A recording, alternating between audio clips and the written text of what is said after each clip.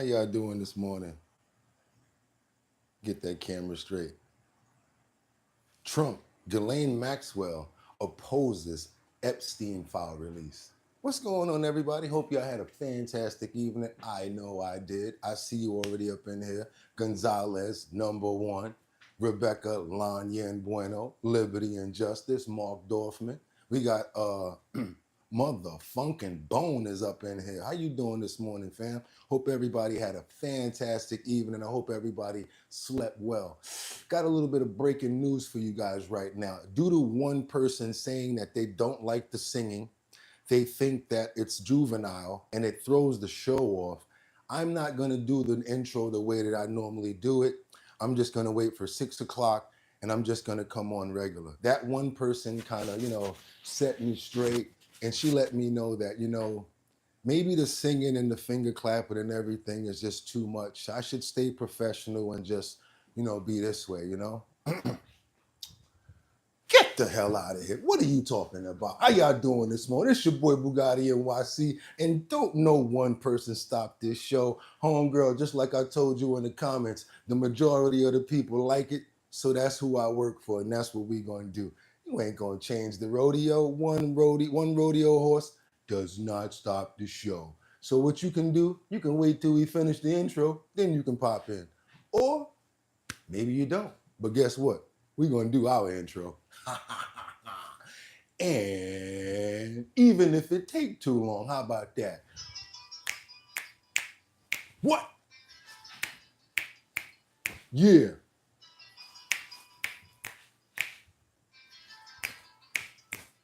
And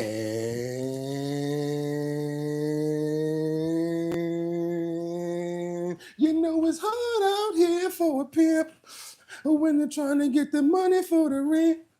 For the Cadillacs and cash money spent, we'll have a whole lot of tricks running shit. It's hard out here jumped in when you're trying to get that money for the rent. For the Cadillacs and cash money spent, we'll have a whole lot of if pump that beat. It's Thursday, that's right, August 7th, y'all, 2025. I'm your host, Bugatti NYC, and this here's our bottom line, where we be talking about this and that and that and this and this and that and that, where we be talking about this and that and that and this and this and that. Just got me lit.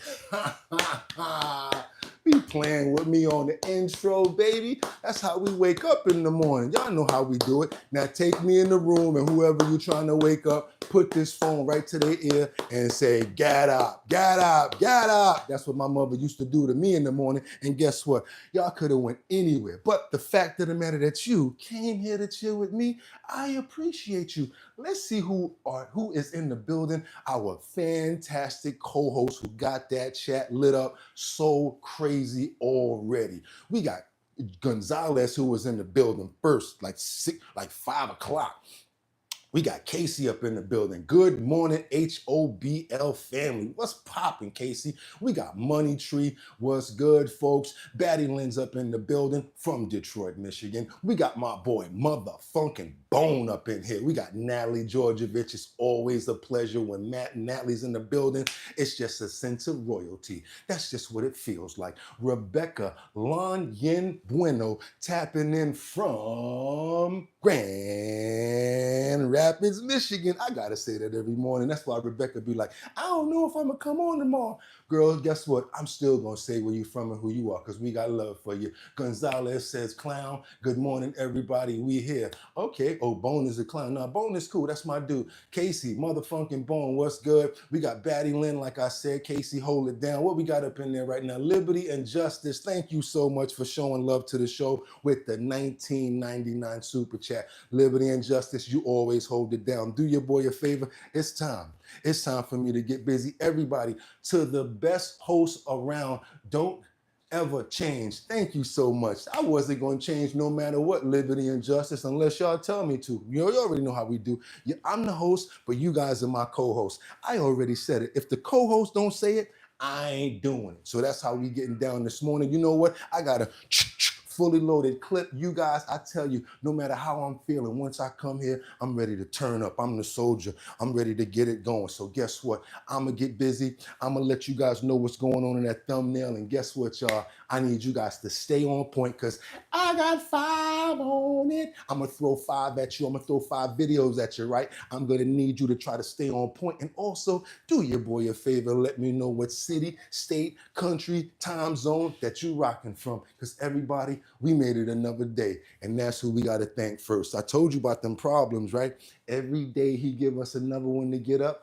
Problems mean nothing because we got another day to chip away at it. So let's get into it, you guys. Let's go. What we got going on here? We have Trump. Ghislaine Maxwell opposes the Epstein file release. Oh, so all of a sudden Ghislaine Maxwell does not want the files to be released? We're going to get into that because that's pretty heavy. We got a lot in that category. We're going to stack that deck and we're going to build up from where we were at before. Plus, we're going to do a revamp and show where we've come. We've been doing this for a week and some change already. We've been really covering a lot of information. And what I'm happy about is now that new information is coming in, we already on point and we know a lot. We know the foundation. So let's keep on going. What else we got here? We got Kristi Noem introduces Indiana's version of alligator Alcatraz. Y'all see her up there, right? Looking like this. Y'all think it's a game? Y'all think it's a game? Well, guess what? This ain't no game. It's an alligator Alcatraz thing. They're setting up a new alligator Alcatraz. They've cleared some land in Indiana. It's giving them the land to do it, y'all. Let's keep on moving forward because last and not least, we got these zombies. That's right. Zombie images and videos reveal the latest, what's that right there? The latest what?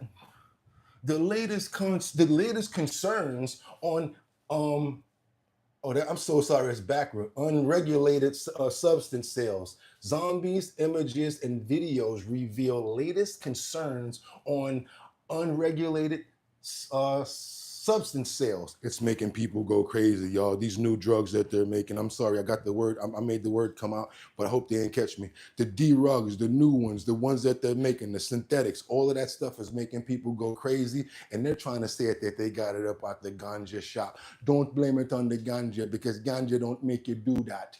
And what we're gonna do right now, without any further ado, I'm ready to get to work, so let's go, y'all. Let's get it. Without any further ado, let's go. The first thing that we're going to bring up this morning is a hoax. Yesterday, our President Trump had an interview. They asked him questions about Giuffre Epstein. He's like, look, I done did this. We ended this war. We got this much money coming in. $100 billion more coming in from Apple. And all you guys can think about is Giuffre Epstein. This is total BS. Guess what? But he ain't say it like I did. He said it the other way. We're going to let him explain this stuff because you know how we do. We like to let it go from the horse's mouth. And without any further ado, let's do this, y'all. Good morning. And also, again, let me know what city, state, or time zone that you're chiming in from. Glad you guys are here. Let's go. Let's get to work. Again, liberty and justice. Thank you so much. Trump losing his cool over Epstein. When asked about CNN's reporting that Vice President J.D. Vance was planning to hold a strategy session tonight on Giuffre Epstein damage control, here's what the President of the United States said. Look, the whole thing is a hoax. It's put out by the Democrats because we've had the most successful 6 months in the history of our country. And that's just a way of trying to divert attention to something that's total bullshit. It's bullshit and it's a hoax. Those are the exact so y'all can say it, but I can't, words that right? he just used there. That's cool. Of course, the Giuffre Epstein situation is not bullshit or a hoax, right? There are thousands of girls who were sexually assaulted and abused while underage. That's not BS or a hoax. And that's not partisan, right? You can say that as a Democrat, you say that as a Republican, and certainly as the MAGA base, which has not let up on this issue tonight.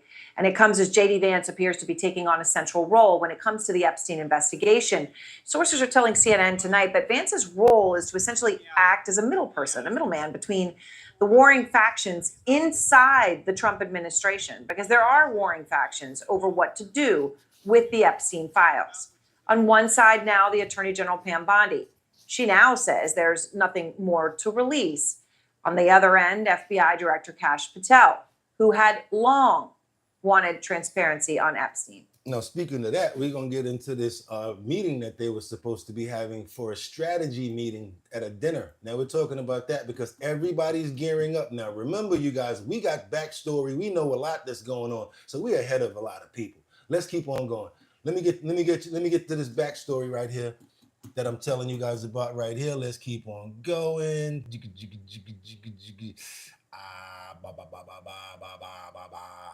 No, we're going to keep on going. Oh, what happened there? All right, y'all. I'm sorry about that. We're going to keep going. You know, we don't never stop even when we get this problem. Matter of fact, it is there. Let's go. Let's go. The line of duty proving dangerous once again for ICE. Authorities in Colorado saying that 2 illegals tried to ram their car into agents while they were conducting an operation. Bill Malusian's got the lowdown with more now for us. Bill, what you find out? Well, Bill, it's extremely rare for ICE agents to have to fire their weapons while they're on the job, but the agency says they had to do it yesterday after 2 criminal illegal aliens tried to ram them with their vehicle when they were trying to arrest them. So this all happened yesterday in the Colorado Springs area after agents from ICE's Denver field office reportedly targeted illegal aliens at a construction site. Now, after the attempted vehicle ramming, ICE says one of their agents shot at the aliens in self-defense, but they escaped in their vehicle, which they later abandoned. They are now on the run with a manhunt underway for them as we speak. ICE says there were no injuries and adds in part, quote, 2 criminal aliens attempted to ram their vehicle into ICE officers during a targeted enforcement operation in Colorado Springs, Colorado, July 31st. As a result of their violent actions and to protect the officers and agents on site, an officer fired 3 shots into the vehicle. The aliens fled and later abandoned the vehicle. Law enforcement officials are currently searching for the fugitives. Now, the nearby area was placed on a pretty brief shelter-in-place order during the manhunt, with one local resident saying he supports immigration, but only if it's legal. I'm not against immigration when it's done legally. You know, welcome people to come here to bring their skills, talents, and find the opportunities here, but you got to do it the right way. Excuse me, I had read my notes wrong earlier, you guys. We're not gonna get into Epstein that early. We gotta do the rundown. I made a mistake and I said that other thing earlier. I spoke out of line. We gotta keep on doing the regular news first, and then we'll get to that. Let's get over to Jesse Waters as he's talking about the Democrats, because they're saying that they're basically dying to get arrested. As you know, many Democrats have left Texas because they do not want to sign and change over the zoning. So basically what they did was they fled to many other states. I think they went to Massachusetts. You got some of them in Boston. Basically, sanctuary cities and governors are basically, you know, giving them a place to stay and taking care of them while they're out. The Democratic Party of your grandfather, right, which would bring a pencil to a knife fight. We're bringing a knife to a knife fight. This is an all-out war, and everything is on the table.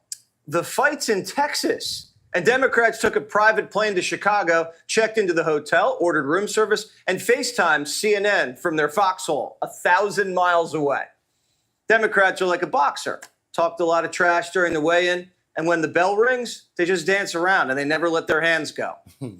Jazzy, not to be confused with Davy Crockett, says that's called spice. I am standing here with one of my faves right here, honey. Yes. Listen, and guess what? Neither one of us are in Texas. You know why? Because we know that it is time to stand up, rise up, and fight back again. And if you be in Texas, y'all gonna get that. Watch your head, and you're gonna be taking that ride of shame, and then you're gonna be looking around like this. Yeah, you know why she's not in Texas. Y'all know what's going on here. It's these fools that think that we're weak. One thing that they should know, when it comes to a Black woman and a Latina, That's right. they're about to get a little spice, okay? Jelly says it's time to fight, and then she left. The real Davy Crockett died fighting for Texas at the Alamo. That's real bravery. The real Davy Crockett gave his life so Jazzy can paint resist on her fingernails, then flee north and hide behind JB back ribs. But after Democrats crossed state lines, they said they're not actually on the run. You know, the press, y'all been getting something wrong. I've been seeing a lot of headlines that say that these Texas legislators are fleeing. These Texas legislators ain't fleeing. These Texas legislators are fighting. Yeah. Right. There must be you fighting like this. backwards fighting like this. They fighting backwards, y'all. I don't know. I never seen them fight like that before. Normally you stand your ground and you fight if you're talking about fighting. They in motion doing they joint. Like they said nothing earlier. They brought a pencil to a knife fight. We got to keep on going because your uncle, the one that you know and love so much, Tom Homan, is scolding a Democrat and he's saying shame on her for saying what she said, and she's supposed to be an American citizen. I'm gonna let this play out and let the horse's mouth give you guys this information because Tom is pretty peed off about this. I want to know what you guys think about this as well. We got Homan who scolds a Democrat and says shame on her for her remarks. What do you guys think about this? Came here legally in the great industrial wave of the early 1900s. All the way to the 1950s, they were eager to be Americans, to be part of the melting pot. They spoke English in public. But man, a lot has changed. I want to finish by saying a few words in Spanish because I am a Guatemalan with much pride before I am an American. Here to weigh in, Borders Czar Tom Homan. Tom, that's Illinois Congresswoman Delia Ramirez. She tried to clean up her remarks, of course, then blamed white supremacy for the criticism of those remarks. Your reaction, especially given the great patriotism of our immigrants throughout the last 100 years. Well, wow. Wow. I mean, she's a U.S. citizen, serving as a member of Congress, had the privilege of the U.S. citizens in her state that voted for her to represent them. So her first obligation is to that state and to the citizens that put her in that position. So shame on her. I'm okay, she's proud of her heritage, but one thing she needs to know, that was the shot at ICE. I truly believe it was. She's supporting the illegal alien citizens of Guatemala in this country and a veiled shot at ICE because she don't like what we're doing. But I hate to disappoint her because we're arresting thousands of illegal aliens from Guatemala every week. And we can continue to do so until every last one of them are removed from this country. Okay. Well, we know that there is an ongoing child sex trafficking operation to arrest the predators who have been destroying innocents across this country, traffic people into the United States. And over the last just month, I mean, I saw 47 predators arrested, and among those, a slew of illegal immigrants. So maybe we should focus on getting them out of the country before we declare all of our, pride first in another country. In addition to that, the Attorney General of Guatemala has reached out to me, hoping to return those children that we found. We've already found over 13,000 of those missing children. The Attorney General of Guatemala wants to work with us to get those children home to their families. There we go. So we are working with the government of Guatemala. Good and work. we'll do everything we can to save every one of those children. That's a Again, lot we of found kids. 13,000. Some were safe. Some were involved with sex slavery. Some were in forced labor. But President Trump made a commitment to American people. We're not going to rest until we find every single one of these children. 13,000 children found. Come on, y'all. Give it up for that. Clap it up for the 13,000 children found. I had to let it go for that. Had to let you guys hear that part. 13,000 children found, no matter what race, color, or creed they are. That's a big deal right there. I got to keep on going because we got a lot. We saying that we got a situation over here where Trump is threatening a federal takeover of D.C. after the Doge employee gets brutally attacked. One of these Doge employees basically saw a woman getting harassed, right? So you know what he did? He went over there to intervene. And guess what? Boop bap, boop bap, boop bap, boop bap. Scoop, doo doo doo. Yeah, got beat up too bad. And guess what? Now Trump is basically saying that he's not going for it. I can't go for that. No can do. And we may have to take over if DC can't do it themselves. Let's go, y'all. Police say a former Doge employee was brutally beaten in the nation's capital. Truly unbelievable. Lucas Thomason joins us live in Washington. Lucas, these type of attacks have been happening for years now. They sure have, Lawrence. Good morning also to Ainsley and Griff. For those eating breakfast, the image that we just showed you and we're about to show you again is tough to watch. The 19-year-old former Doge staffer known as Big Balls was beaten by a violent mob of minors in the nation's capital in a popular part of town, according to police. A 15-year-old man and a 15-year-old woman were arrested and charged with unarmed carjacking. The attack prompted President Trump to post, "Crime in Washington, D.C. is totally out of control. Local youths and gang members, some only 14, 15, and 16 years old are randomly attacking, mugging, maiming, and shooting innocent citizens. The most recent victim was beaten mercilessly by local thugs. Trump warned if crime is not dealt with properly, he may be forced to take over. Somebody from Doge was very badly hurt last night. You saw that. A young man who was beat up by a bunch of thugs in D.C. And either they're going to straighten their act out in terms of government and in terms of protection, or we're going to have to federalize and run it the way it's supposed to be run. Now, this summer, Edward Korestein, the former Doge lieutenant known as Big Ball, spoke to our own Jesse Waters. Elon Musk reacting to the attack on his platform X, saying, quote, "A few days ago, a gang of about a dozen young men tried to assault a woman in her car at night in D.C. A Doge team member saw what was happening, ran to defend her, and was severely beaten to the point of concussion. But he saved her. It's time to federalize D.C." Here's a look at those recent attacks this summer. Back in May, a House staffer was the victim of an armed carjacking in the Navy Yard next to Nats Park. In July, last month, a congressional intern was murdered in a crossfire from a drive-by shooting. Wow. And now, Big Balls left bloodied after this attack. President Trump says he wants gang members over the age of 14 to be prosecuted as adults, guys. The name, because I know the comments is going crazy right now for that last sentence that you just structured. Pause, no hills no more.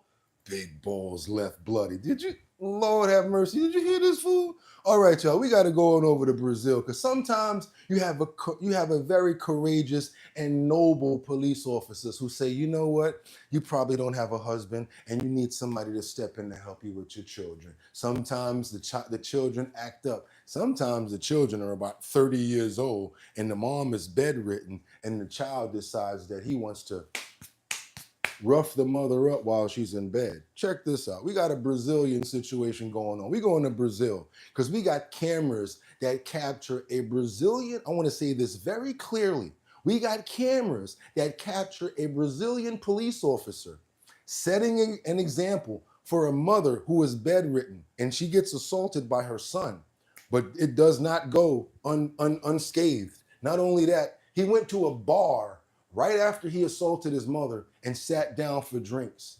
Watch how the police handle this in Brazil. We need some of these police officers in New York. This is why they want to leave Brazil, because the police are crazy. They're too strong against us. Look how they treat us. Well, watch this. After you after you slap your mother while she's bedridden, you deserve what you get. Let's go. A security camera in a Brazilian establishment captured a police intervention worthy of recognition. 2 military police officers entered the location and, with professionalism, greeted those present before approaching the suspect, who was seated at the counter.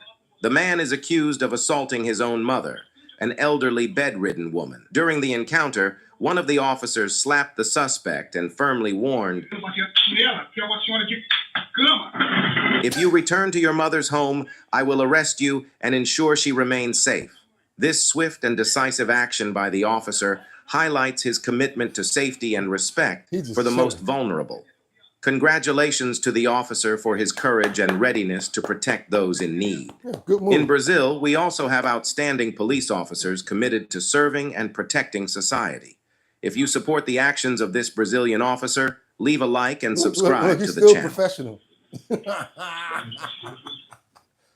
So how you gonna feel getting up after 3 slaps and you know you can't do jack about it? After doing something to your mother, oh my God, you're gonna be like, yo, I'm never gonna, what? From now on, Mama, would you like any Grey Poupon? Would you like any Grey Poupon with that? After those 3 slaps, he went straight down to the ground, yo. That was crazy. We got to get on over to New York now because we got these new photos that show this car. Saturday, they had a double pow-powing in the Bronx. I want you guys to see this right here. Let's keep on going. The Bronx the Bronx ain't too much different than Brazil, to be honest with you. But like I said, we need some better police out here because this is about to get crazy, right? It's a double pow-powing in the Bronx. Check this out, you guys. Also in the Bronx, police released new photos of the car belonging to one of the suspects involved in a deadly double shooting. It is a black 2012 Nissan Sentra. Back on July 28, 2 men were gunned down in a parking lot in Throgsneck by 2 suspects who later rode up to them on scooters. Authorities believe they are part of a larger group and are searching for 7 people involved in this incident. Okay.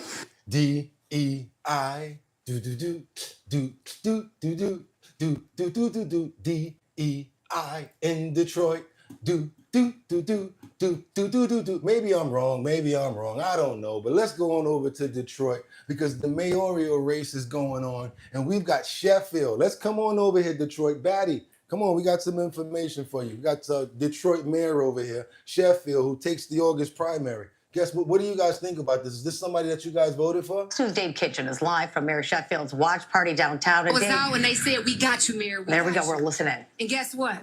I got you. I got you. I want to thank Good morning, the Scott. entire city of Detroit for showing out and showing up, being engaged in the future of our city. I want to give honor to God. Who is the head of my life, who is my rock and my foundation, who before I was even formed in my mother's womb knew who I was and called me for such a time as this. But Detroit, we made this moment together. We claimed it together in Detroit. I believe that our best days are ahead of us.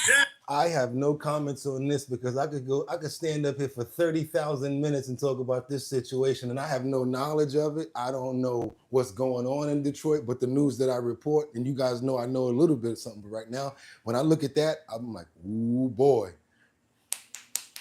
Problems. Y'all got problems coming up. Oh, wait a minute. Don't do that. Don't arrest that person. Why are there so many police over here? Hey, yeah, y'all got a lot more of that coming, and I feel sorry for you. I feel for you, Detroit. Oh my God, it's about to get crazy out there. Now let's go on over to Massachusetts, where they're harboring these criminals. These criminals that we're talking about, these Texas officials that had to get had to get up out of there. Yeah, Massachusetts, they're fighting for all of us lawmakers. This is who they're fighting for us. They're not only saying that they're fighting for us, but they're how did they say it earlier? They're running backwards and they're trying to fight for us. Check this out as Governor, what's that? Her name is Maura Healey. She meets with the Texas Democrats who fled the state over the GOP gerrymandering is what they're calling it. We are welcoming and are proud to welcome members of the Texas State Legislature who are here today at the State House. We just had. So they're not running from a fight. They're just going to other states. That's all they're doing. It's not running. They're not running, y'all. Come on. A meeting to listen to them, to hear from them about what it is that is happening in Texas, how wrong it is, what is happening to their constituents and to voters in Texas, and to also talk about what this means for voters around the country, including here in Massachusetts, all of whom, all Americans, impacted by an attempt at a power grab by Donald Trump, Governor Greg Abbott, and Attorney General Paxton. What I heard is that this has been going on for a long time, and Democrats have been doing a lot of rezoning before Republicans have even started. If you guys look into the history of rezoning, yeah, that's actually true. And then if you look at what they're trying to rezone now, it doesn't look as bad. But don't beat me up for it, because I know there's people in the comments that's like, what are you talking about, Bugatti? So I'm going to keep on moving on. All right, I'm going to keep moving. We got to get on over to Washington right now, because we got these representatives who condemns Brennan and calls him a serial liar, says that he rewrote the culture of the CIA in his image. What do you guys know about Brennan? Do you guys feel like he was good in this position? Because from what we're hearing as the onion peels back, doesn't sound too good to me. Check it out. Of what you're doing. Chairman Crawford, Molly Line here. Thank you very much for giving us your time on this Saturday evening. The deep state is pretty interesting here, striking back. Brennan and Clapper writing an op-ed in the New York Times this week defending the validity of their assessment that Putin wanted to help Trump win the election. And Brennan went on the offensive during this MSNBC interview. Take a listen. It's clear that there is a vindictiveness, a punitive nature to what he's trying to do with these policies and with these actions. But quite frankly, I'm not going to be intimidated because they're going to be pushing things out there that are false. And they're maintaining this false narrative about what the intelligence community did. So, Chairman Crawford, I want to get your response there to Brennan. And also, are you going to investigate his actions in Watch 2016, this, y'all. especially that December 9th meeting with Obama where they decided to create the Intel assessment. We actually did and continue to engage in that. First off, former CIA director Brennan is a serial liar. He's basically retooled the culture at CIA in his image, and it has done severe damage to the analytic community that serve the CIA and other agencies of the intelligence community. This is a cultural shift, and he's responsible for it in large part. But the hubris that he displays, that this is a false narrative, that he's being accused, he engaged in a false narrative. He is responsible for the false narrative. And the real travesty here is that there are still people, despite the mountains of evidence that prove otherwise, because of his actions and others that helped him and the media, there are still people to this day that actually believe what he said was true, that in fact President Trump was an asset of Russia. And that's the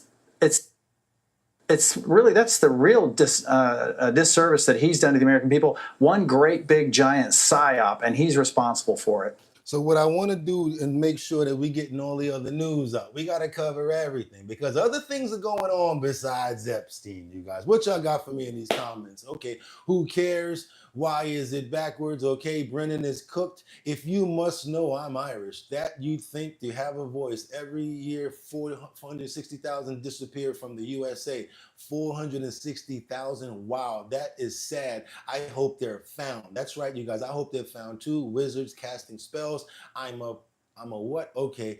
Who came about 2016? Let's keep on going, you guys. Let's keep on peeling the layers of this onion back. Let's keep on coming up with this new, fresh, up-to-date information, our up-to-date and current news, current events to make sure that we're getting it going. Do your boy a favor, double tap that screen to get those likes up to make sure that everybody knows what we're doing over here. If you appreciate the content, please become a member, subscribe, hit that notification bell so that you know when we're on. We got to get on over to Indiana. We going back to Indiana, where I'm from. That's right, they're making a new alligator Alcatraz Speedway Slammer. That's right, Christy Gnomes is introducing a new Indiana's version of alligator Alcatraz, you guys. Let's keep on going. We're going to get to it. I know what y'all want to get to, and boy, do we got a doozy of smorgasbord of Epstein stuff coming up. You're going to be happy that you stuck around. To alligator Alcatraz, but this one will be located in Indiana, and they're calling it the Speedway Slammer. Set to house the worst of the worst criminals. Here to discuss is DHS Secretary Kristi Noem. Madam Secretary, thanks so much for joining Fox and Friends this morning.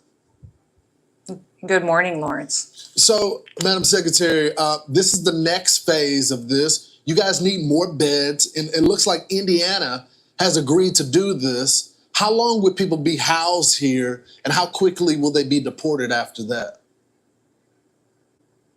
Well, it'll be exactly the same type of facility and how it's utilized as our other detention centers. When individuals, these criminal illegal aliens, the worst of the worst, are detained by ICE, they will be processed and go through due process and paperwork and then return to their countries.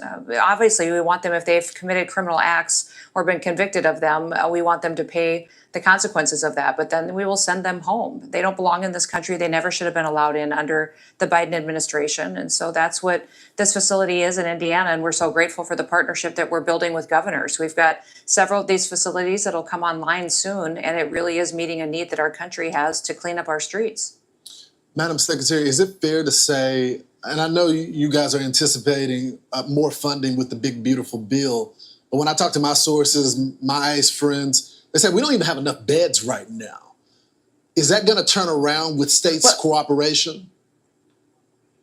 Absolutely. These states are really stepping up, and they're helping us do it in an extremely efficient manner for the taxpayers as well. So these partnerships are under a 287G program, which is something that helps our federal law enforcement officers partner with these state and local law enforcement officials that want to clean up their streets too, and do unique partnerships like this. So. Okay, we got Indiana that's about to get a new alligator Alcatraz, guys. You ain't got nothing to say about it. I mean, as far as like if you're a criminal, you have no choice where they send you. You already Locked up. We're going to keep on moving forward now. We're going to Washington because President Trump is going to be speaking about Iran and letting them know they will not have a weapon of, and guess he's going to talk about China a little bit too. Let's get on into the in-depth in the stories. We're getting there, you guys. We getting close. Let's get it. From having a nuclear weapon, and they're the distribution, everything about it has been amazing. But that was now a long time ago, and we're on to other things. But we are speaking about it. We have meetings about it in tomorrow at 12 o'clock, and we'll determine. We're looking for other answers to other problems, to other sicknesses and diseases, and I think we're doing really well. Yes, ma'am. Thank you, Mr. President. You said many times that you want to stop wars in the Middle East. Now, Prime Minister Netanyahu is contemplating reoccupying Gaza entirely. Is he defying you, sir, or are you giving him a green light? Well, we have stopped wars in the Middle East by stopping Iran from having a nuclear weapon, and they're they can say they're going to start all over again, but that's a very dangerous thing for them to do because we'll be back as soon as they start. We'll be back, and I think they understand that. They're just words, but no, we've stopped a lot of wars in the Middle East. If you think about what we did with Iran, Iran was the perpetrator of hate, a very evil place, and I think it's going to be a lot different in the coming years. Mr. President, on the India penalties, do you have any similar plans? Nah, we got to keep on going. I wanted to talk about Iran and let you guys hear it straight from the horse's mouth because we got to get up over here now. Where we at right now? Oh yeah, we got to get up to this transgender man. Transgender male. This is not a woman. This is a man dressed up in clothes like a woman with a wig on with maybe some makeup on. We gonna call it like we do over here on our platform. You can say retard. All them words that you want to say, you can say that here. We're 70s, 80s, and 90s babies over here. We stay in that zone when we doing our thing over here. So we got a transgender man that's accused of hijacking an MTA train and assaulting workers. He's been taking trains and just joyriding, and had a comment for people. If he dies, he dies. Basically saying that if anybody gets hurt, he don't care. And again, I do not call people what they're not. Y'all can call me what y'all want, but if it's a man and it's swinging, I call it a man. Justine Randall is on the run from the law again in what's become a real-life Catch Me If You Can caper. The 18-year-old is accused in a series of subway joyriding crimes in which she's allegedly behind the conductor's controls, hurtling down the tracks. She obviously have a disregard for our justice system. A Brooklyn judge Tuesday issuing a bench warrant for Randall's arrest after skipping out on her latest arraignment. The Bronx woman has been charged with swiping MTA train keys, hijacking trains that are out of service in Brooklyn and Queens, and beating up a 54-year-old transit worker. The MTA, they're not going to do anything or take any type of action until someone gets killed. And by that time, it's too late. I seen one kid say, hey, you're going to kill somebody. And the other kid that was operating the train said, oh, well. Police say Randall's hijinks date back to at least March and as recent as last month. In one instance, a veteran MTA worker tried stopping her and explains he was violently assaulted and pepper sprayed on board a Brooklyn train. They had pepper sprayed me and assaulted me, punching me, choking me. The Transit Workers Union says this has been a constant issue the MTA has yet to prevent. Vice President of Transit Operations, Tremel Thompson, said he sees trains stolen almost every week, all of which are out of service. I don't think there's any type of deterrence. The criminality won't stop at this. It's going to continue until it escalates to something worse. Because this person doesn't have any regard for life or humanity. Justine. So now you on a train, and all of a sudden your train get boom, because this person don't know how to read the light signals, don't care about the light signals. Do you guys understand what's going on in New York? We have never had this amount of this going on. All right, all y'all people, I gotta get to New York. I can't wait to come visit, cuz, oh my God, New York City. Then oh man, y'all have no idea. The natives are just like, the natives that actually are from here, just walking around like, are you serious? I got to get out of here. That's why I said, while you swinging coming in, the natives are swinging their bags and getting the hell out of New York. It's crazy here, y'all. Let's get on over to these migrants that were chased and tackled by an angry local crowd. That's right. First thing we're going to understand here is we got some people that's lounging on the beach. All they doing is hanging out, right? All of a sudden, a huge speedboat jumps up on the land. People start running everywhere. That's right. Viva America. Everybody's trying to get here. But guess what? Those people on that beach, they took action. They started grabbing people and they held them till the police came. Check this out right here, y'all. Would this be you? In the comments, I want to know. Give me a thumbs up if this would have been you or not. If you would have assisted in apprehending these people, give me a thumbs up. If you wouldn't have assisted in apprehending these people, give me a thumbs down. This is a moment when a migrant boat arrives on a Spanish holiday beach before those on board are chased and tackled by angry locals. These locals ain't playing in this country. Now you see them swimming, they're trying to get to land, right? And the person that's in charge that's going back, his job is to get them over there. The shocking tackling, some of the locals are seen tackling some of the migrants to the ground, while others manage to escape. So they just said, look, we're gonna pull up over there and y'all better go for it. Y'all better go for it.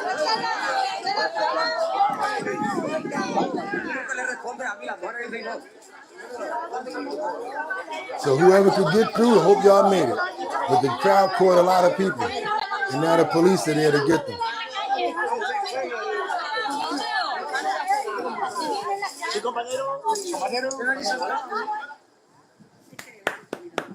Didn't get them all, but they got some of them. What y'all think about that? Now you on the beach and you hanging out. Would you guys go over there and grab an immigrant? Would you try to stop them? Grab them while they're down? Let me see what you guys got in the comments for me. Where is the National Guard or Navy? Obviously, people that care about their country. Imagine being there with your kids. Subscribe, brothers. Love your energy. Afraid of Mandani. Oh my God, that is frightening. I'm scared to hear of such a thing. Yeah, what if they had weapons or something like that? That is bananas. They just free at last. Just like, yo, that's bananas. Yep. And now it's time, you guys. Dun, dun, dun. It's time to get into it. Without any further ado, we got to break up into this situation right now. We've got Virginia Giuffre. Virginia, rest in peace. Giuffre, who committed suicide allegedly earlier this year. Her family is responding to Ghislaine Maxwell's clemency request. They say the sister told them a lot about Maxwell. And I'm gonna let them tell it because I think that they should get the respect that they should get. If I could interview them myself, I would really appreciate the chance to do so. I want you guys to see what the family of Virginia Giuffre has to say about Ghislaine Maxwell. Public some of its recent interview with Ghislaine Maxwell, the associate of convicted sex offender Giuffre Epstein.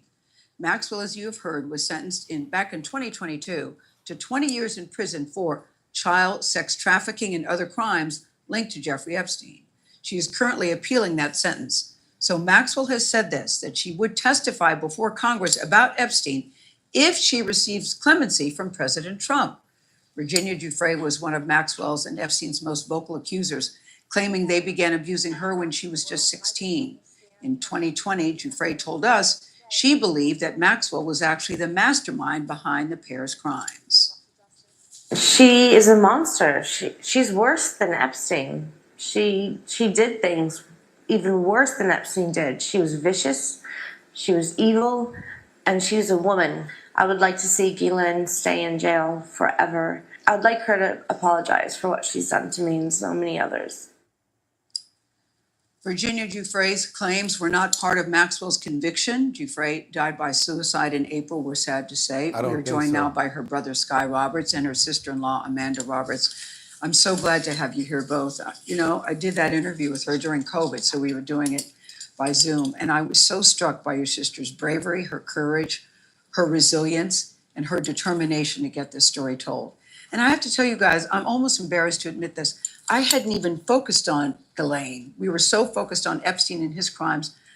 I didn't even register about Ghislaine so much until she started saying she was a monster. I went, what? Monster? What did she tell you, Amanda and Sky, about Ghislaine Maxwell? What was your understanding? Amanda, you go first.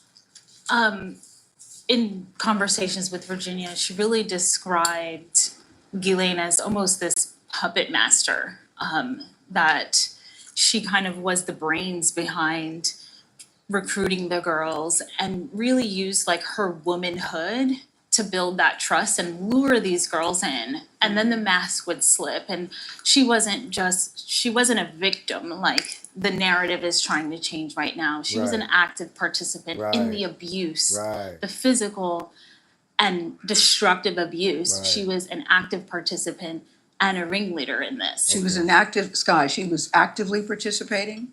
Correct, yeah. My sister had conversations with me about, you know, how she would physically get involved with her and other survivors out there and physically assault them. And that's, you know, it's a big reason she described her, I think she put it best, as a monster. So now when you all hear that Ghislaine Maxwell recently said to Congress, look, she will testify publicly about Jeffrey Epstein if she receives clemency. What's your response to that? For me, I think it's, why are we listening to a known perjurer? I mean, I think if anybody needs to be heard, it's the survivors. They should have a voice. They should have a platform to be able to stand on. And right now, all we're listening to is somebody that is known to be a perjurer.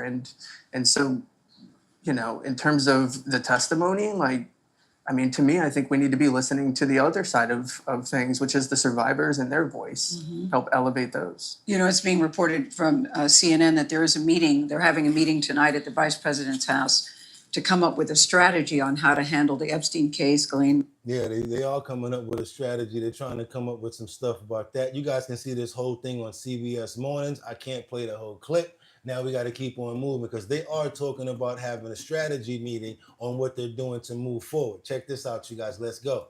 President's residence at the Naval Observatory this evening. On the menu, a strategy discussion on how to handle fallout from the administration's own handling of the Epstein files. Now, after intense coverage, officials tell CNN that the dinner is now in flux. In fact, some people in the Trump administration say this dinner was never actually going to happen. Now, we stand by the story here at CNN. Either way, we don't know whether it's ultimately going to be called off or moved to another location, rescheduled. In any case, as we noted, Vance's office denied such a meeting was taking place. The expected attendees, we've been reporting here at CNN, Vice President J.D. Vance, White House Chief of Staff Susie Wiles, Attorney General Pam Bondi, FBI Director Kash Patel, and Deputy Attorney General Todd Blanche, who recently conducted a 2-day interview with Epstein accomplice and convicted sex trafficker Ghislaine Maxwell. Now, those interviews would be a major talking point as the administration weighs whether to release an audio recording and transcript of Blanche's meetings with Ghislaine Maxwell. A senior Trump official tells CNN that there are more than 10 hours of audio. 3 sources tell us there have also been discussions around Todd Blanche possibly holding a news conference or doing a high-profile interview about this topic, perhaps with podcaster Joe Rogan, who has been highly critical of the administration's handling of the Epstein case. A reminder that not all of these Trump officials have seen eye to eye on every one of these agenda items. Let's just say if the dinner happens, hopefully Susie Wiles would be a buffer sitting between Pam Bondi and Kash Patel. One official tells CNN that some in the White House worry that making the Maxwell interview details public would just further revive the Epstein controversy. So regardless of whether or not a strategy dinner happens, this does seem like a good opportunity for we here at The Lead to try to give the attendees something else to chew on.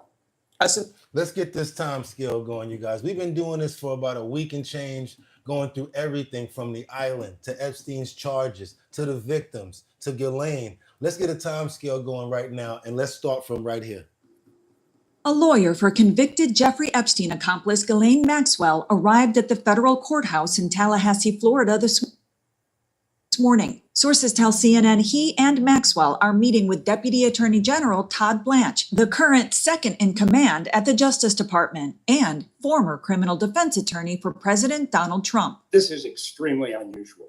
You never have the number 2 person in the Department of Justice go and interview anybody. Maxwell is serving a 20-year federal sentence for carrying out a years-long scheme with Epstein to groom and sexually abuse underage girls. In May, Attorney General Pam Bondi briefed Trump that his name was in the so-called Epstein files. Sources familiar with the conversation tell CNN it's a claim Trump denies. Trump, who was once known to be good friends with Epstein, has never been charged with any wrongdoing related to Epstein's activities. Epstein died in jail awaiting trial in 2019. His death ruled a suicide, leaving Maxwell likely the only person who knows the scope of his crimes. There's no way you could ever believe Maxwell. She knows that the only way she'll ever see the light of day and get out of that 20-year sentence is to get a pardon. As for any possible deal between Maxwell and the DOJ, they have to be convinced that she has come fully clean on everybody and everything. She's shown no indication of any willingness to do that at any point. I'm Laura Aguirre reporting. One more. Ghislaine Maxwell's attorney, David Oscar Marcus, spoke outside a Tallahassee courthouse on Friday after Deputy Attorney General Todd Blanche questioned her for a second day. The truth will come out about what happened with Mr. Epstein, and she's the person who's answering those questions. Maxwell was sentenced in 2022 to 20 years in federal prison for carrying out a years-long scheme with accused sex trafficker Giuffre Epstein to groom and sexually abuse underage girls. She has continued to appeal her conviction. Now, officials want to find out if Epstein's former associate and ex-girlfriend has information about anyone else who has committed crimes against the victims, according to Maxwell's attorney. We want full transparency. We want everybody who was involved in any way with the Epstein evils, let's call it what it was, She does not look like she's in distress while The she's Trump with him. administration is facing public backlash over a perceived lack of transparency. And as sources say, Attorney General Pam Bondi told President Trump his name appears in the so-called Epstein files. Above the courthouse, a banner being towed by a plane read, "Trump and Bondi are protecting predators." On Thursday, Senator Chuck Schumer called for an all-Senate briefing on the Epstein files. General Bondi lied to the American people. She told us we'd see the report. She told us it's on her desk. Then we're told there's no report. So you can understand the deep skepticism Americans have. When asked if the president would consider a pardon for Maxwell, It's something I haven't thought about. It's really something. It's something I'm allowed to do it, but it's something I have not thought about. Despite a trip abroad, President Donald Trump still can't escape questions about Giuffre Epstein. In Scotland Monday, Trump took time out of meeting with British Prime Minister. Now, let's get some information from the New York Times right now. It basically has images from the inside of Giuffre Epstein's home. Pretty crazy stuff going on in here, you guys. I hope you know. I know we don't got no kids watching this crazy stuff right here, especially this.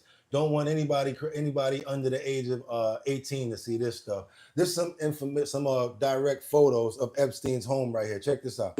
We're talking tonight about all that's transpired since the Trump administration tried to put a lid on the Giuffre Epstein story nearly a month ago, and everything that's not being done to get more of the truth out there. For instance, the House subpoenas issued yesterday to former President Clinton, Hillary Clinton, former attorneys general in both Democratic and Republican administrations dating back to the George W. Bush presidency. But one name conspicuously not on that list, the man who years before he served in the first Trump administration was a prosecutor and reached a non-prosecution agreement with Epstein, which was controversial back then and even more so now. Details from CNN's Randy Kaye. In 2006, the FBI began investigating Giuffre Epstein's alleged activities with underage girls. I've seen hundreds and hundreds of girls go through Giuffre's swinging door. Yet as the feds got closer, Epstein cut a sweetheart deal. Here at Epstein's Palm Beach home is where much of the alleged abuse took place. According to court documents, as far back as 2001, it's believed Epstein began luring underage girls here with the help of those who worked for him. Most Ghislaine Maxwell. of the girls ranged in age from 13 to 16 and came from disadvantaged homes. They'd never before seen the exclusive Palm Beach Island. Federal investigators had identified at least 36 girls and were still building their case when suddenly in 2007 came this non-prosecution agreement. It allowed Epstein to plead guilty to a lesser charge, just 2 prostitution charges in state court, and register as a sex offender. He would serve just 13 months in county jail. The deal also granted immunity to any potential co-conspirators. Now we're going to get to what Ghislaine is trying to play into. She's trying to fight and go after this. You guys said that you can't prosecute me, but the Fed said we ain't have nothing to do with that. The state said that they did. And then also, we're going to get to the person that made this sweetheart of a deal for Giuffre as well.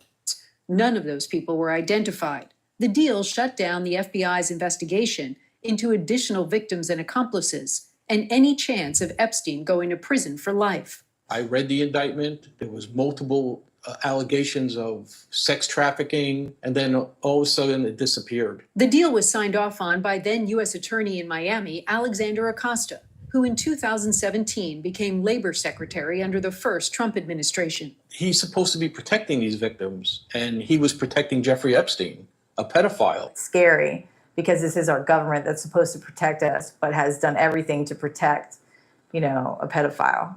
At his confirmation hearing for labor secretary, Alexander Acosta tried to explain his decision not to prosecute Epstein federally. A plea that guarantees that someone goes to jail, that guarantees that someone register generally, and that guarantees other outcomes is a good thing. No, 2 years later, in July 2019, Epstein was arrested on federal sex trafficking charges after federal prosecutors in New York concluded that they weren't bound by the terms of the earlier non-prosecution deal. Exactly. Days later, Acosta resigned as labor secretary amid public outrage over his role in Epstein's controversial plea deal. I do not think it is right and fair for this administration's labor department to have Epstein as the focus rather than the incredible economy that we have today.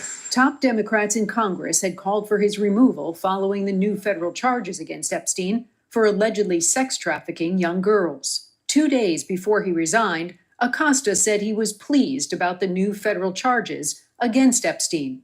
Epstein's actions absolutely deserve a stiffer sentence. About a month later, in August 2019, Epstein was found dead in his federal jail cell while awaiting trial. Randy Kay, CNN, Palm Beach. So why you ain't give it to him? If you felt that he was supposed to get a stiffer sentence, you had the chance to give it to him at state. Why didn't you give it to him at state? And then when the Fed took it and said they don't like what you're doing, now all of a sudden you okay in it? Come on, y'all. We got to get over it. Let's get on over here. Because we got more people that's being questioned and summoned to testify about Epstein. And who am I talking about? The Clintons. That's right, you guys. You see that we had a lot of information about Bill the other day, and then, Hillary slapping him on the wrist like, why was you messing with that fool? They under investigation now, right now, for their involvement with Jeffrey Epstein. Right. Aisha Hassan live on Capitol Hill. Aisha, thank you. Hey, Sean Hannity. Now going after some big names. The committee has issued subpoenas to former President Bill Clinton, former presidential nominee Hillary Clinton, and several top law enforcement officials. Also tonight, former Deputy Chief of Staff to then President Biden appeared voluntarily before the same House panel probing an alleged cover-up of President Biden's mental health. Senior national correspondent Aisha Hasni reports from Capitol Hill tonight on these two investigations. Good evening, Aisha. Very informative. Brett, good evening to you. The Biden investigation really divided Democrats and Republicans, but Republicans now say this fresh Epstein probe is such a bipartisan effort that even the Clintons may not be able to escape it. Tonight, former President Bill Clinton and former Secretary of State Hillary Clinton are facing congressional subpoenas to testify in person about Jeffrey Epstein. The House Oversight Committee summoning the Clintons and 8 former FBI directors and attorneys general spanning from the Bush era to the Biden White House. The historic move comes as pressure grows on Republicans and the Trump administration to release the Epstein files, and as President Trump points his finger away from himself. I never went to the island, and Bill Clinton went there supposedly 28 times. Clinton has denied that, but Oversight Chairman James Comer tells Fox he's got questions. Well, were you ever at Epstein Island? How many times did you go to Epstein Island? What was your relationship with Jeffrey Epstein? No former president has ever come to the Hill for a deposition, but Comer says the Clintons will have a hard time dodging this one since the left wants answers too. Last week, 4 Democrats on an oversight panel voted with 3 Republicans to subpoena the Justice Department for the Epstein files. Yeah. Democrats are looking for one name. Donald Trump is clearly going to do everything that he can to minimize the impact to him, but yet he's involved in the cover-up, and we believe Republicans are helping in that right now. That investigation gets underway as another pushes ahead. Mr. Reed, did you think that the president was competent to serve? Former Biden Deputy Chief of Staff for Policy Bruce Reed sitting in for his closed-door interview today over the alleged cover-up of President Biden's decline. Reed was part of a small group of decision-makers who hid Biden, according to the book Original Sin, advisors who have all, so far, defended Biden's competency to be the commander-in-chief. And Brett, tonight, a source familiar with Reed's deposition tells us that he basically defended the former president, blamed his poor debate performance on his stutter, and said the White House physician, Dr. Kevin O'Connor, who pled the fifth during his deposition, basically dismissed any cognitive tests as merely meaningless. So why did he plead the fifth when he was before Congress if he can't just say what really happened? You don't plead the 1, 2, 3, 4, fifth. Y'all remember Dave Chappelle, right? The 1, 2, 3, 4, the fifth. You don't plead the fifth if you don't feel like you have to cover something up, right? Let's keep on moving forward, right? Because now we got to get on over to Bryan, Texas, where Ghislaine Maxwell opposes the release of the Epstein files. She doesn't even want the files to come out. Ghislaine Maxwell opposes the Epstein files release. Why? Because she's trying to come out on appeal. She's still trying to, you heard what the prior people were saying earlier. Ghislaine is still fighting to try to get out. CNN has learned that the Trump administration is now debating whether to release a transcript of the Justice Department's recent interview with her. According to 3 senior administration officials, the DOJ has an audio recording and a transcript compiled from her 2-day meeting last month with Deputy Attorney General Todd Blanche. CNN's Paula Reed joins us now. So Paula, what more are you learning about these discussions over at the White House? So Boris, news of this audio recording and the fact that there are discussions about possibly releasing a transcript, this all comes as the administration continues to face criticism for backtracking on its promise to be more transparent with the Epstein evidence it has in its possession.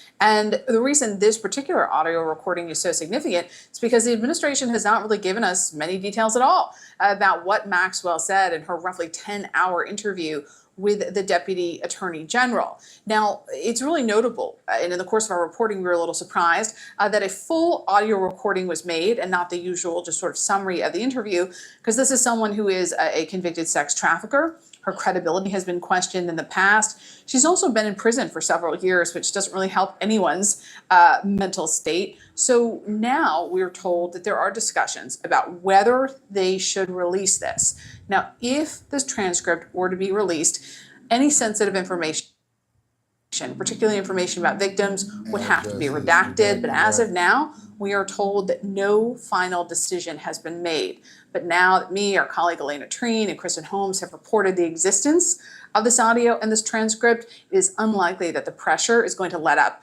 on the administration over its lack of transparency over this evidence. Now, we all have a question. If it was suicide, that's okay for Jeffrey Epstein. But who killed Jeffrey Epstein is the question. Everybody wants to know who? Jeffrey Epstein, right? Narrated by none other than the man that, you know what? You got to hit this. I think you 5'0", man. I ain't no 5'0". I can feel it. Boom, boom, boom, boom. Boom, boom, boom, boom. Nobody other than who? Hunter the smoke man Biden. That's right, you guys. Hunter Biden, out of everybody, he has the information that you guys want to hear about when it comes down to the Jeffrey Epstein case. And let's go there because he's the man that we need to be talking to. Side. Epstein? No. Nobody does.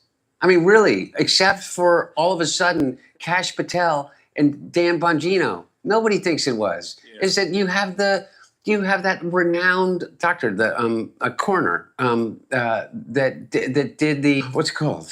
Postmortem autopsy. Yeah, the postmortem autopsy. I don't know if that's what it's called. Who talks about all the different, the different fractures in his neck and how it was impossible that he could have done that. You can't by simply And by strangling yourself? What? You can't commit suicide. Exactly. You And he can't says, strangle yourself to death, even No. if you hate life. yes, exactly. That literally is an impossibility in a fiction. And there's this idea that what he did is like he leaned forward. Well, none of it matches up. There's that guy that just testified not testified, he was interviewed that was in the cell next to Jeffrey Epstein's. And he said it's just absolutely impossible that he would have been able to do that. Now you have the tape that comes out. And it's not just 1 minute missing from the tape. It's actually 3 minutes from the tape has been overwritten. Well, you know that's standard protocol at the most secure facility in the country. Well, that just yeah. So if you want to listen to Hunter, I know he's already got the case all wrapped up. He's saying that he didn't suicide himself, and basically somebody else did that. One thing I do want to go about and say is this: he was the son of the president prior, so he may know some information, and I bet you a lot of people agree with him that it wasn't suicide. Let's go and get on over to New York City and see this mansion that we talked about earlier. Some of this crazy and wacky stuff going on inside of Epstein's house and where he used to live at in this mansion over here. Let's go, y'all. Let's get it. Valuable piece of property. And we've known that it was pretty much central to Jeffrey Epstein's criminal operations over the course of his adult life. But this article is filled with new information, new letters, and new photos that I've never seen before. So let's get into it. You may remember that a week or two ago, the Wall Street Journal came out with an article saying that President Donald Trump had written a crude and kind of mysterious letter to Jeffrey Epstein for his 50th birthday. Well, this article starts out with a letter for Jeffrey Epstein's 63rd birthday. That letter was from Ehud Barak, the former Prime Minister of Israel, and his wife, who said, quote, "There is no limit to your curiosity. You are like a closed book to many of them, but you know everything about everyone." Further down in the article, there is a letter from a man named Mortimer Zuckerman, who is a media owner. He's owned the New York Daily News, the Atlantic, Fast Company magazine. He, according to Wikipedia, he's worth about $2.6 billion. His letter included, quote, "ingredients for a meal that would reflect the culture of the mansion. A simple salad and whatever else would enhance Jeffrey's sexual performance." The article also features a full letter from the director, Woody Allen, who said that the dinners reminded him of Dracula's castle, quote, "where Lugosi has 3 young female vampires who service the place." Wow. You can actually read a full scan of the Woody Allen letter, which says at the end, quote, "the large phone and computer at his right hand," talking about Jeffrey Epstein, "does take some of the relaxed home cooking atmosphere out of it, but one can't have everything, not at Castle Dracula." Wow. Actually, strangely enough, I went to see Jeffrey Epstein's mansion last year in New York City, and as I was walking back through the beautiful Upper East Side, I actually passed Woody Allen, who was kind of walking hunched over with his wife. I made eye contact with his wife, but it seemed like she didn't want to talk. Continuing on, the article gives a lot of details of things that we already knew that are mostly background. For example, that people in the White House had previously said that they were going to release the Jeffrey Epstein files and have failed to do so. Steve Bannon had visited Jeffrey Epstein's mansion and had recorded him for a documentary that's never seen the light of day. That Ghislaine Maxwell was just transferred to a lower security prison in Texas, etc., etc. And then we get more details about the interior design and decorations that Epstein had put in that mansion. Quote, "dozens of framed prosthetic eyeballs lined the entryway." We've actually seen this in Jeffrey Epstein's Paris mansion. The eyeball motif apparently extends across oceans. Jeffrey Epstein had an interest in science, although some scientists that had previously met with him said that they found his ideas kind of shallow and vague. Continuing on, quote, "a sculpture of a woman wearing a bridal gown and clutching a robe was suspended in a central atrium. In the ground floor dining room, Mr. Epstein entertained a rotating cast of celebrities, academics, politicians, and businessmen. The food could be mundane, sometimes nothing more than a buffet of Chinese takeout," Mr. Allen's letter noted, but the events were anything but. Photos show that guests sat in leopard print chairs around a large rectangular table. Occasionally, attendees said in interviews, a magician performed. Sometimes a chalkboard was wheeled out so a guest could sketch a diagram or write a mathematical formula.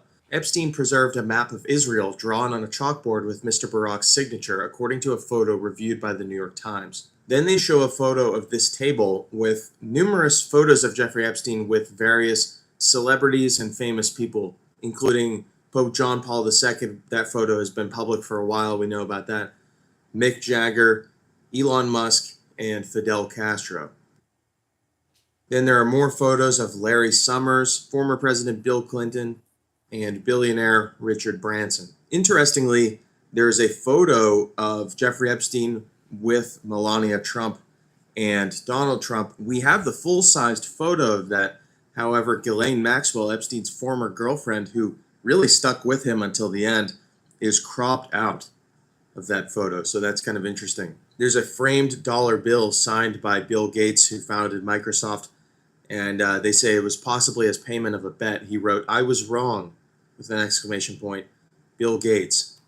Okay, we're going to keep on moving. I still got more, y'all. We still got more on the deck. I'm trying to get as much as we can. They got a lot of new information that's coming out every day. We researching so that we can stay on point. So finally, when these files come out, we'll know the back end and everything that foundated this. Now I want to get to this situation right now because a lawyer explains why Ghislaine Maxwell was transferred to a prison camp, right?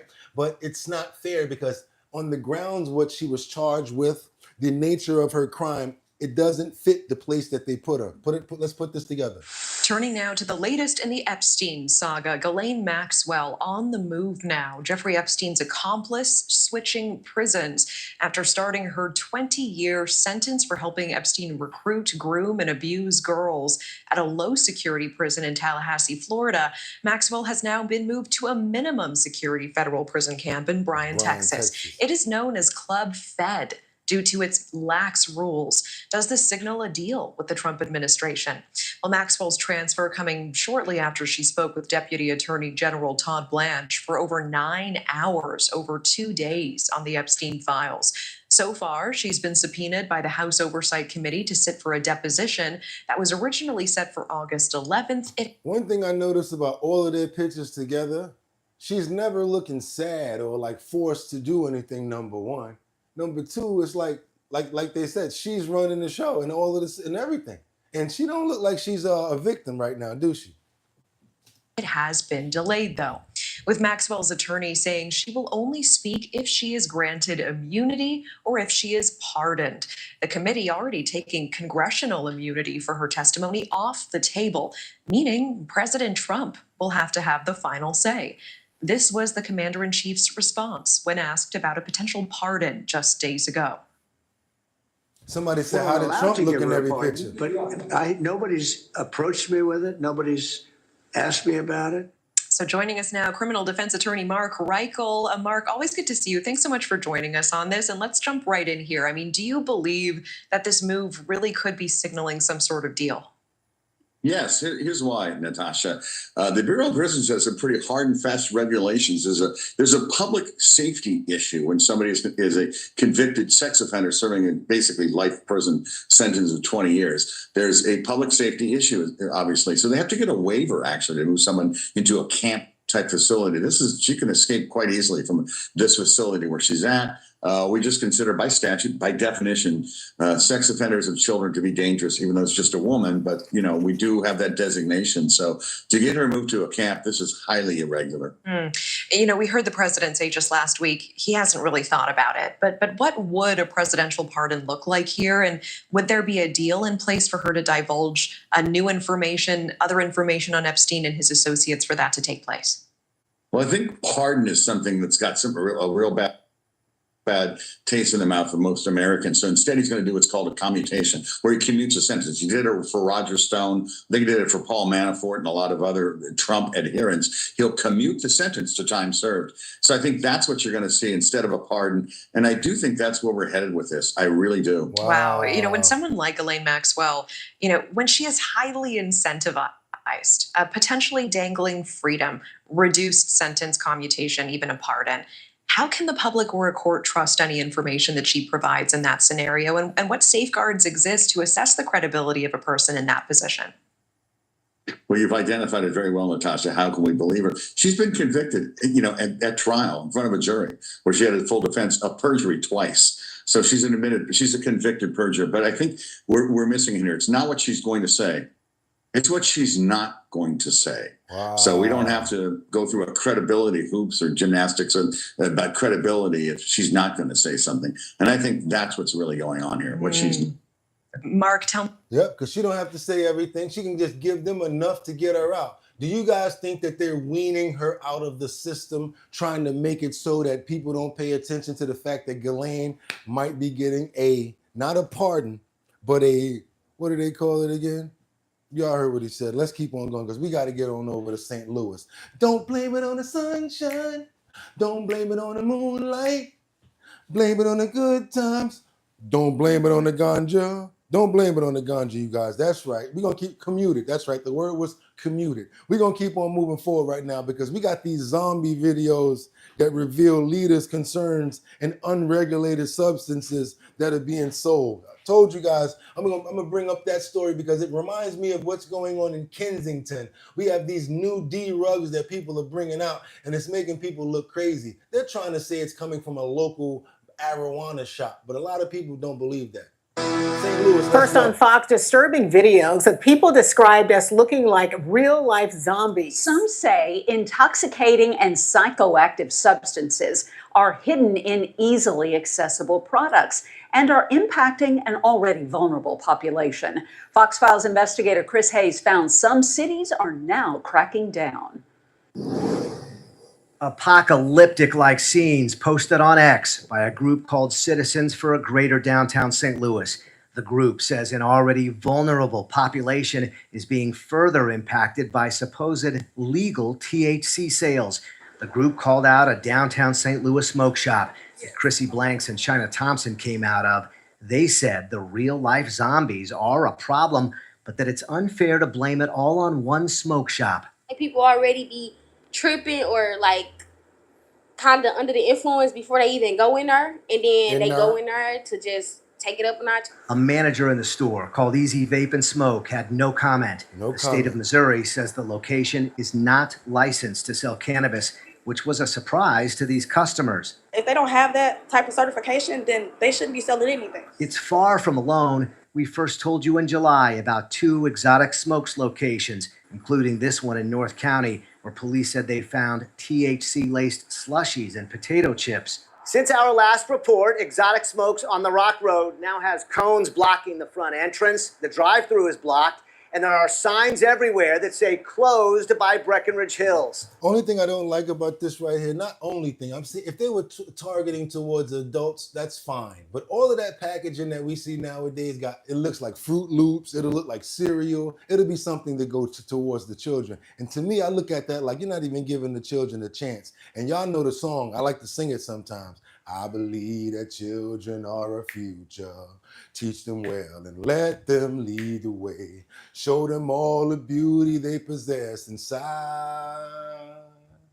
Give them a sense of pride to make it easier. Stop trying to give these little kids this ganja and all this crap. See what's going on with the adults and let's lock them up. I'm dead serious about that. Not the kids, y'all, not the children. Let's go on over to Los Angeles because this could be unbearable.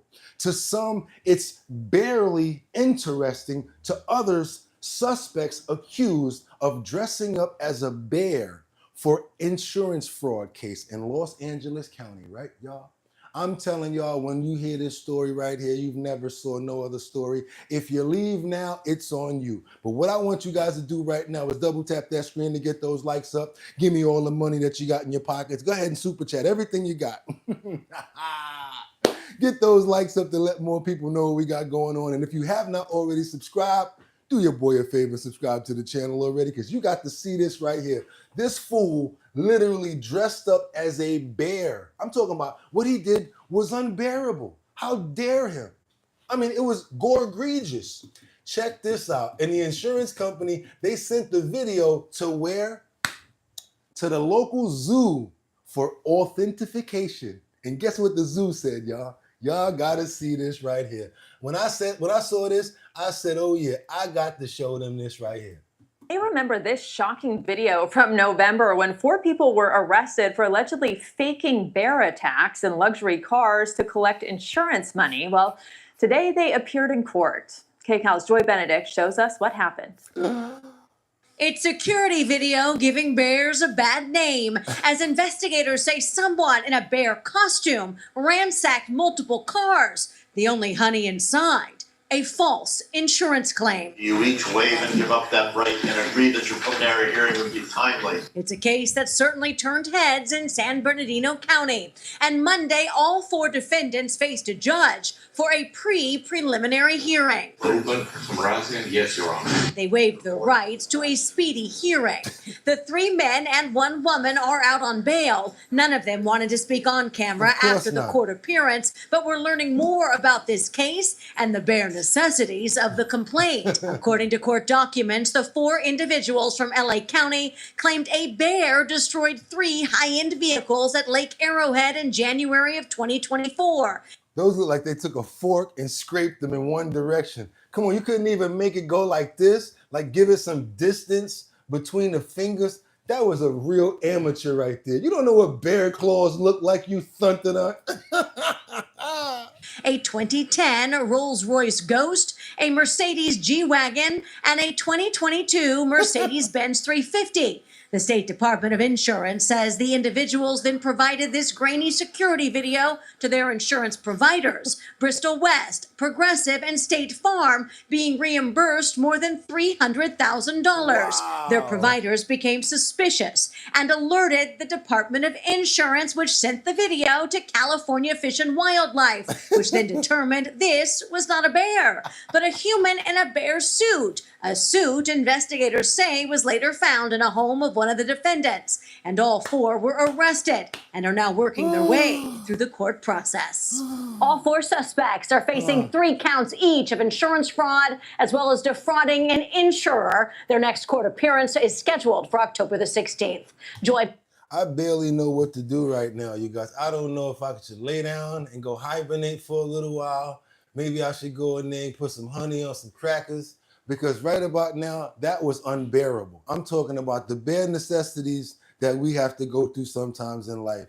Just make it crazy. I mean, sometimes we have to claw through life. You know, we gotta do what we gotta do sometimes. They was really thinking that they was gonna get some money, y'all. Now come on, do your boy a favor, because we are the #1 show at 6 o'clock in the morning, because we find clips like that to laugh about. Double tap that screen. Let's get those likes up. Double tap that screen. Let's keep on going, you guys. Can you believe that? Oh man, he dressed up in a bear suit. Woo! Now the kindest way to get rid of a cat that's sleeping on your car is what? Don't cut the car on. Don't open up the sunroof so he falls in. What's the best way to feed a sleeping cat if he falls asleep on your car? You roll up on your car and all of a sudden you see this adorable little cat sleep on your car. What are you guys going to do? Talk to me. Let me know what we do in this instance right here. What do you do in this instance right here, guys? Y'all tell me. You let him sleep? Do you take an Uber? Do you leave him alone? What do? You let him sleep? You take an Uber that day? Or do you do this right here? Or do you do this?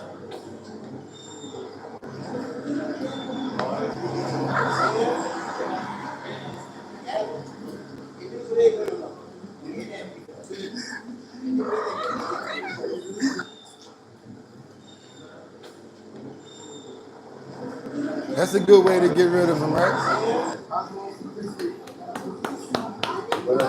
That's right, you guys. No matter what it is, dog, cat, bear, not no snakes, though. We ain't messing around with no snakes, because God said you mess around with a snake, expect to get bit. But the animals, y'all know we got to show some love to the animals. That's how we do around here. Who's that right there? We got Chris Carco sent a $20 cash out. A super chat. Thank you guys so much. I can barely afford it, but you made me laugh. Yo, that was crazy. Dressed up in a bear suit. Went and got some forks and went like this. As a matter of fact, I'm sorry, there was a little claw down there that they actually used to do the damage. Come on, y'all. Double tap that screen to get those likes up. Let your boy know. Y'all already know we're the #1 show at 6 o'clock in the morning. Come on, y'all. Double tap that screen. Come on. Let's do it. And if you're trying to make some money, all I need you guys to do is hit that link in the description, and you will be able to make about what is it, about $550 in surveys today, excuse me, y'all gonna be able to make at least about $550 in surveys. Also, you might be a mobile barber, you might be a detailer, you could be a lawn service man, you might do landscaping. I don't know what you do, but as far as business is concerned, send us over your promo. We have a large following right now. We're trying to help you guys and get some promotional out. We do all over the world global marketing. Send us that 1080 by 1080 promo of your company to bridgethisllc@gmail.com. I will make sure to put it up in the post notification area so that everybody will be able to see your promo and you might be able to get some more business. That's right, you guys. We always looking to look out for each other, and that's how we do it over here at Our Bottom Line. After next week, we will be giving you guys some new locations, not this week, but next week. We will be giving you guys some new locations for the Show Your Talent search. You know, Donna and myself, DJ Don Dada, were at Throg's Neck last week, and we had a great time. Hopefully, when we go to Bed-Stuy and then other locations in the city, you guys will be able to pull up because we're giving up $250 to one of the best talents that show up at our locations. I don't care if you sing, I don't care if you dance, I don't care if you rap, you could do a wheelie, handstand, one hand push-up, whatever it is. It's talent. We want to see it. Come to the location and boom, you could make $250. Once we get all of the locations, Manhattan, Bronx, Brooklyn, Queens, Staten Island, we get all of those locations with one winner. We bring you to one location and one person is going to win on top of that $250. That's right. You guys see it. $1,000. That's right. You guys want to be a part of the talent show? All you got to do is go over to www.drinkbigdrip.com, sign up in the mail area, put your mail address right there. I'll send you back a location and let you guys know where it's at. You come through and hopefully you'll be able to make some money, money, money, money. That's right. Today is Thursday. Get out there. Stop worrying about problems. Drink some water. It's going to be a nice day where you're at. Know why? Even if it rains, because of you, because you made it another day and God gave us the strength, the wherewithal, and the resolve to keep on pushing. And that's what we do. We keep on moving. We don't live for the weekend. We live for life. Hopefully you guys have a fantastic day. Y'all drink some water. Stop worrying about problems because problems present opportunities. Look at that opportunity at the end, which is the solution, and aim straight for that solution and go for it. Keep banging at that nail. Don't listen to people that don't invest in you. Invest in your family and make sure you guys care about each other. That's what y'all do. And with that being said, y'all could have went anywhere. But the fact of the matter that you came here to chill with me, I appreciate you. So until tomorrow, liberty and justice, Batty Lynn, Alex TV, Rebecca Lon, Yen Bueno, and my boy Casey. Y'all know how we gonna do it. Kendra, I see you. I see you, girl. How you doing? Hope everything is good. With that being said, y'all know what it is. Y'all could have went anywhere, but the fact of the matter that you came here to chill with me on Our Bottom Line today, I appreciate you. See you guys tomorrow. Get 'em! Peace. One.